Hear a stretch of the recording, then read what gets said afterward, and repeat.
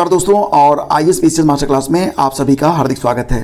तो ये आपके लिए समीक्षा अधिकारी, सहायक समीक्षा अधिकारी, खंड शिक्षा अधिकारी का प्रैक्टिस सेट नंबर 3 है।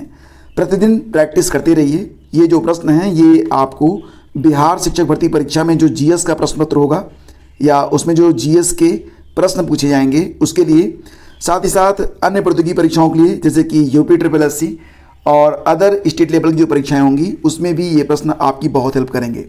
तो चलिए शुरू करते हैं। आज का पहला क्वेश्चन है, दिव्य कला मेले पर विचार करें।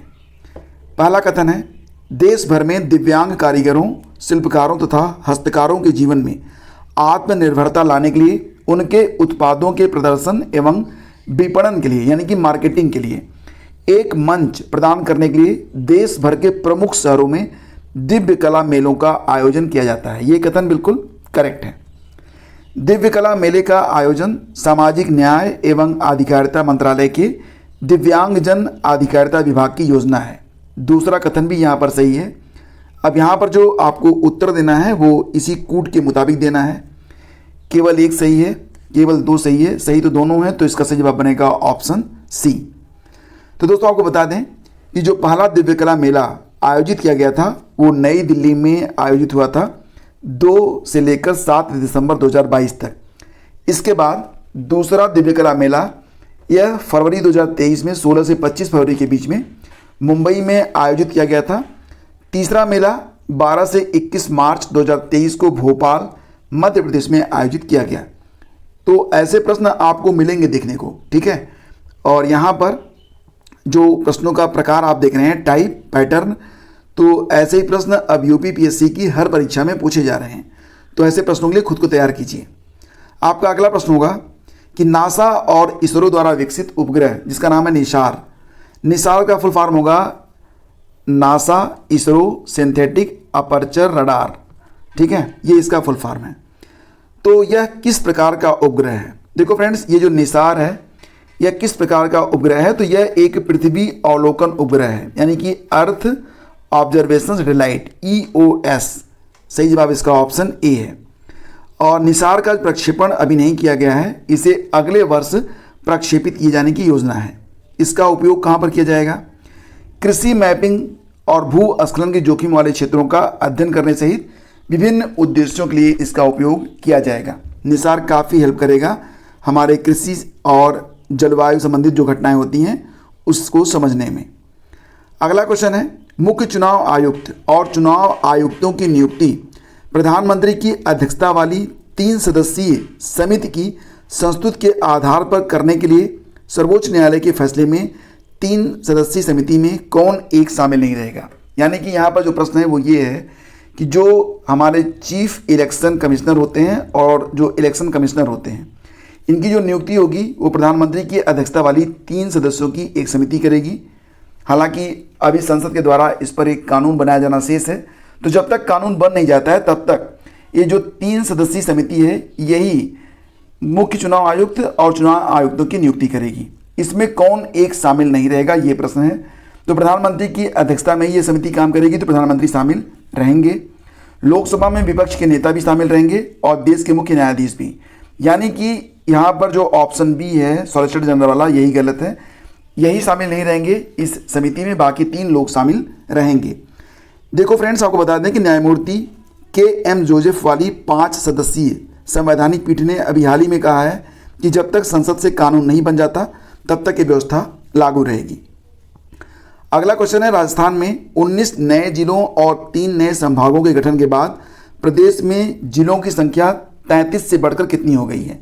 अब निश्चित रूप से आप इसको जोड़ लेंगे कि जो नए ज़िले बन रहे हैं, अगर 19 नए ज़िले बने हैं, पहले 33 थे, तो इनकी संख्या। लेकिन फ्रेंड्स ये आपका आंकड़ा यहाँ पर गलत हो जाएगा और यहाँ पर जो सही जवाब है वो है ऑप्शन ए 50।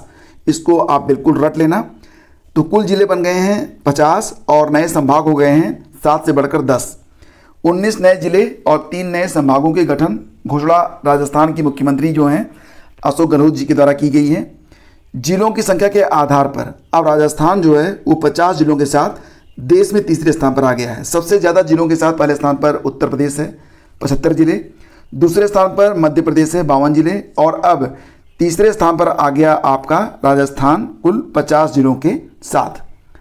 अगला क्वेश्चन है 2 से 4 मार्च 2023 को नई दिल्ली में संपन्न 8वें रायसीना संवाद के उद्घाटन समारोह की मुख्य अतिथि जिनका नाम क्या है, जॉर्जिया मेलोनी, यह किस देश के प्रधानमंत्री हैं? तो दोस्तों यहाँ पर जॉर्जिया मेलोनी के बारे में बात हो रही है, जो कि 8वें रायसीना संवाद की मुख्य अतिथि रही थी। रायसीना संवाद यह रायसीना हिल पर 2 से 4 मार्च 2023 को नई दिल्ली में आयोजित किया गया था। तो दोस्तों यहाँ पर जो जॉर्जिया मेलोनी हैं ये इटली के प्रधानमंत्री हैं। सही जवाब इसका ऑप्शन ए है। और ये जो 8वां रायसीना डायलॉग रहा उसकी थीम है उकसावा, अनिश्चितता, अशांति, light house in the Tempest. पहला रायसीना डायलॉग ये हुआ था 1 से 3 मार्च 2016 में।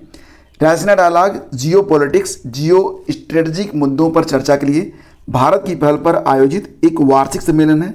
इसका आयोजन भारत के विदेश मंत्रालय तथा ऑब्जर्वर रिसर्च फाउंडेशन ORF के द्वारा किया जाता है। कई बार ये प्रश्न भी आता है कि जो रायसीना डायलॉग होता है वो किसके द्वारा आयोजित होता है, तो याद रखना कि विदेश मंत्रालय और ORF that is observer research foundation के द्वारा इसे आयोजित किया जाता है। स्वीडन स्थित थिंक टैंक जिसका नाम है सिप्री, आप जानते होंगे, Stockholm international peace research institute, SIPRI के द्वारा जारी रिपोर्ट के अनुसार 2018 से 2022 की अवधि में शीर्ष हथियार आयातक देशों में दूसरे स्थान पर कौन सा देश है? प्रश्न में पूछा जा रहा है कि दूसरे स्थान पर।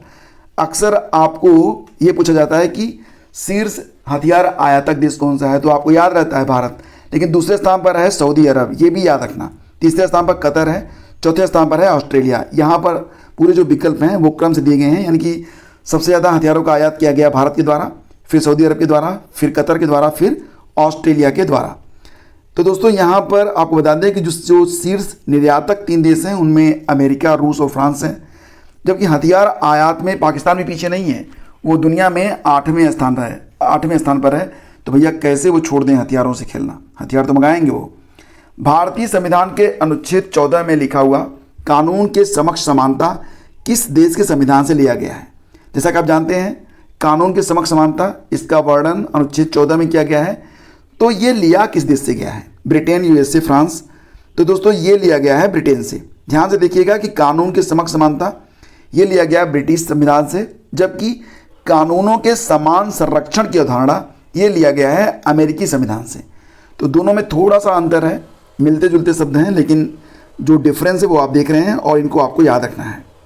भारतीय संविधान को बनाने में कितना समय लगा? आसान प्रश्न है। सही जवाब है 2 वर्ष 11 माह और 18 दिन। देखो फ्रेंड्स, आपको बता दें कि संविधान निर्माण की जो पहली बैठक हुई थी वो 9 दिसंबर 1946 को हुई थी। डॉक्टर सच्चिदानंद सिन्हा अस्थायी अध्यक्ष बनाए गए थे। इसके बाद जो अंतिम अधिवेशन हुआ था वो 26 नवंबर 1949 को हुआ था। तो कैलकुलेट करेंगे तो कुल समय लगा 2 साल 11 महीने 18 दिन का। लेकिन भारतीय संविधान 26 जनवरी 1950 से लागू हुआ था, ये भी आपको पता होना चाहिए। राज्य का मंत्रिपरिषद सामूहिक तौर पर किसके प्रति उत्तरदायी होता है? राज्य का जो मंत्रिपरिषद होता है वो सामूहिक तौर पर उत्तरदायी होता है विधानसभा के, यानी कि ऑप्शन सी इसका बिल्कुल करेक्ट है। देखो फ्रेंड्स, भारतीय संविधान के अनुच्छेद 164(2) के अनुसार मंत्रिपरिषद अपने सभी कार्यों के लिए सामूहिक रूप से विधानसभा के प्रति उत्तरदायी होती है। इसका उल्लेख अनुच्छेद 164(2) में किया गया है। अगला क्वेश्चन है निम्नलिखित कथनों पर विचार करें। 73वें संशोधन के बाद विकेंद्रीकरण किया गया था किसका? निर्णय लेने की शक्तियों का, करेक्ट है। पूर्ण व्यवस्था का, ये भी सही है। प्रशासनिक शक्तियों का, ये भी सही है, लेकिन न्यायिक शक्तियों का नहीं किया गया था। तो विकल्प 1, 2 और 4 ये शामिल हैं 73वें संविधान संशोधन के बाद विकेंद्रीकरण में जो शामिल किए गए, यानी कि आपका आंसर बन रहा है यहाँ पर ऑप्शन बी, विकल्प 1, 2 और 4। आपको बताना चाहेंगे कि 73वें संशोधन ने त्रिस्तरीय ग्रामीण संस्थानों की शुरुआत की।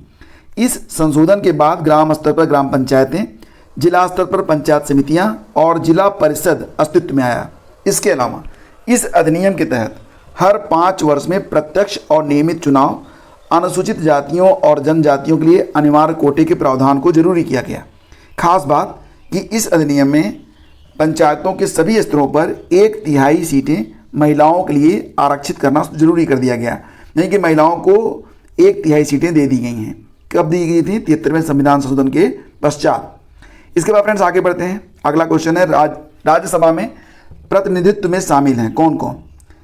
नागरिकों द्वारा सीधे चुने गए सदस्य, अप्रत्यक्ष रूप से नागरिकों द्वारा उनके प्रतिनिधियों के माध्यम से चुने गए सदस्य, और भारत के राष्ट्रपति तथा मनोनीत सदस्य। यानी कि आपका विकल्प ए छोड़ दीजिए, बाकी बी और सी यहाँ पर शामिल हैं।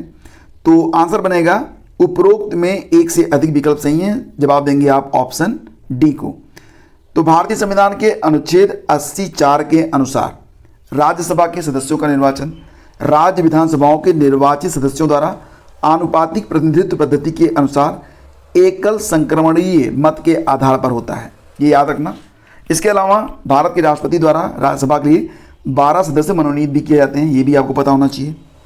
निम्नलिखित में किसका संबंध भारत के सर्वोच्च न्यायालय से है? अपीलीय अधिकार क्षेत्र, मूल अधिकार क्षेत्र, कॉलेजियम प्रणाली। ऑप्शन बनेगा आपका डी, ये बिल्कुल करेक्ट रहेगा डी। आपको बता दें कि सर्वोच्च न्यायालय अपीलों की सुनवाई भी करता है, मौलिक अधिकारों से संबंधित मामलों की सुनवाई करता है तथा कॉलेजियम के माध्यम से सर्वोच्च न्यायालय के न्यायाधीशों और उच्च न्यायाधीशों की नियुक्ति की सिफारिशें भी करता है। तो सही जवाब इसका बनेगा ऑप्शन डी। अगला क्वेश्चन देखिए, 73वें संविधान संशोधन अधिनियम के तहत पंचायती राज संस्थाओं में चुनाव लड़ने के लिए न्यूनतम कितनी आयु होना जरूरी है? तो पंचायती राज संस्थाओं में, यानी कि अगर आप ग्राम प्रधान बनना चाहते हैं या फिर जिला पंचायत या क्षेत्र पंचायत लड़ना चाहते हैं, आपकी उम्र 21 साल से कम नहीं होनी चाहिए। वहीं पर मतदान के लिए आपकी उम्र जो है वो 18 साल से कम नहीं होनी चाहिए, यानी कि सही जवाब यहाँ पर है ऑप्शन ए।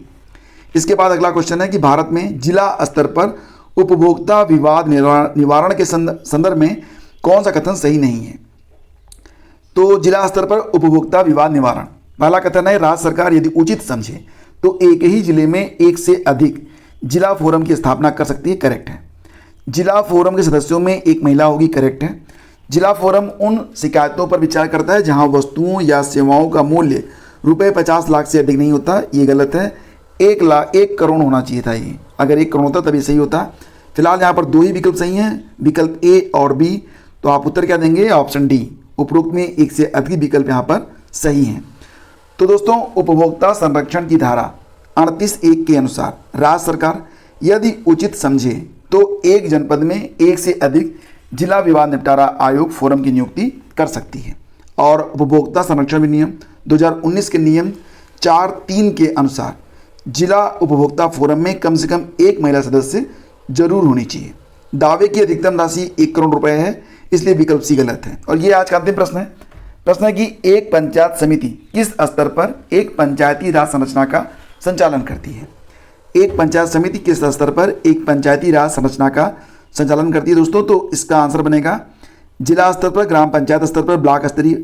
यहाँ पर सही जवाब तो आपके कई बन रहे हैं, यानी कि सही जवाब बनेगा ऑप्शन डी। आपको बता दें कि जिला स्तर पर जिला पंचायत तथा विकास खंड स्तर पर क्षेत्र पंचायत और ग्राम स्तर पर ग्राम पंचायत। तो दोस्तों यहाँ पर सही जवाब ऑप्शन डी है। तो आज के जो प्रश्न हैं इनको 1-2 बार और लगा लीजिएगा ताकि प्रश्न आपको याद रहें। निश्चित रूप से ये जो प्रश्न हैं ये आपके जनरल नॉलेज में वृद्धि करेंगे और आपकी आने वाली सभी प्रतियोगी परीक्षाओं में बहुत ज़्यादा हेल्प करने वाले हैं। तो प्रतिदिन थोड़ा सा समय देकर अपना जीके इंप्रूव करते रहिए। अब आज का एक प्रश्न है, इसका उत्तर नीचे कमेंट बॉक्स में आपको बता देना है। एसिटिक एसिड की गंध किसके समान होती है? मैं उम्मीद करता हूँ कि आपको इसका आंसर जरूर पता होगा। तो इसका जो आंसर है वो कमेंट बॉक्स में आप जरूर लिखिएगा। आप सभी का मोस्ट वेलकम है।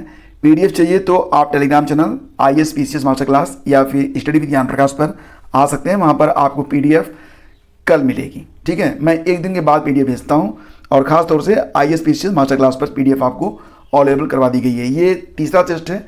इसके पहले के जो 2 टेस्ट हुए हैं उनकी पीडीएफ आपको वहीं पर यानी कि टेलीग्राम चैनल पर मिल जाएगी। Thank you so much. Have a great day. जय हिंद।